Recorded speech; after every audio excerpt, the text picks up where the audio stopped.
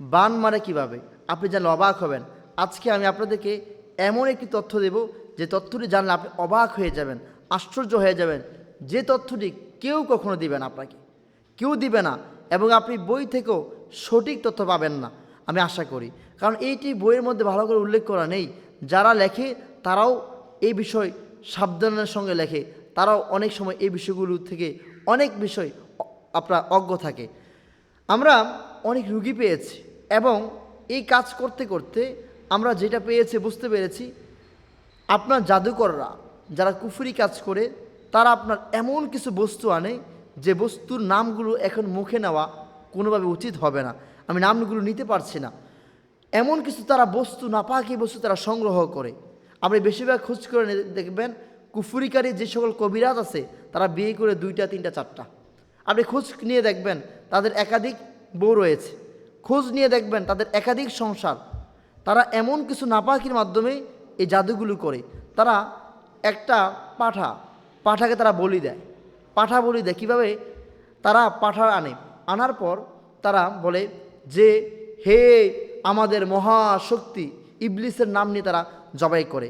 আমরা যেমন কোনো হাঁস, মুরগি, গরু, ছাগল, মহিষ জবাই করার সময় বলি বিসমিল্লাহ আল্লাহু আকবার, অর্থাৎ আমি আল্লাহর নামে শুরু করতেছি, আল্লাহ মহান, আমরা এভাবে বলে শুরু করি।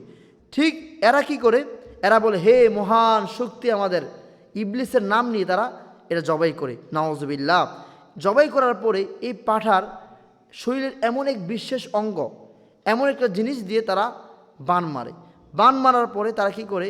শ্মশান কিংবা কবরে তারা ওই বান মারার বস্তুকে এমন একটা বিশেষভাবে তৈরি করে, নাম লেখে, বিভিন্ন অঙ্কন তারা আকৃতি করে। অনেক সময় বান মারার সঙ্গে আপনার একটা জিন তারা চালান করে দেয়, কয়েকটা জিন চালান করে দেয়, করে আপনার এটাকে কোনো কবর কিংবা শ্মশানে ফেলে দেয়। দুঃখের বিষয় হচ্ছে অধিকাংশ সময় তারা শ্মশানে ফেলে দেয়, কারণ শ্মশান এমন একটি জায়গা যেখানে আমরা মনে করি কোনো আর, যখন একটা কবর হয়ে যাবে শ্মশানে, ওই লাশটা আর কখনো তার হাত দেয় না। যার ফলে কবিরাজরা ওই শ্মশানে যায়। কিন্তু মুসলমানদের কবর কি হয়? একবার না একবার ভেঙে যায়, কোনো না কোনো সময় এটা আবার খনন করা হয়। কিন্তু হিন্দুদের যে শ্মশান, এটা আর খনন করা হয় না, যার ফলে তারা ওই জায়গাটাকে সবচেয়ে বেশি কাজে লাগায়।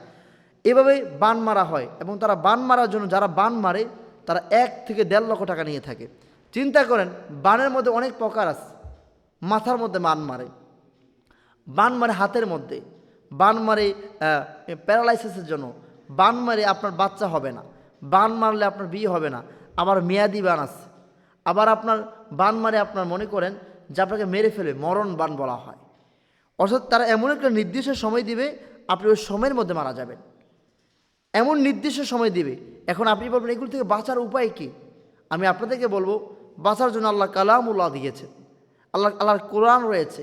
আপনি বিজ্ঞ, আপনি চাইলে আমাদের সঙ্গে যোগাযোগ করতে পারেন, আমাদের থেকে চিকিৎসা নিতে পারেন, অথবা যে কোনো জায়গা থেকে বিজ্ঞ আলেম থেকে আপনি রুকিয়া চিকিৎসা নিন। আমি আশাবাদী এই বিশাল বান মারা ক্ষতি থেকে, এই জাদুর বিশাল সমস্যা থেকে আল্লাহ আপনাকে, অথবা যে সমস্যার সম্মুখীন, আল্লাহ তাকে বাঁচিয়ে দেবেন ইনশাআল্লাহ।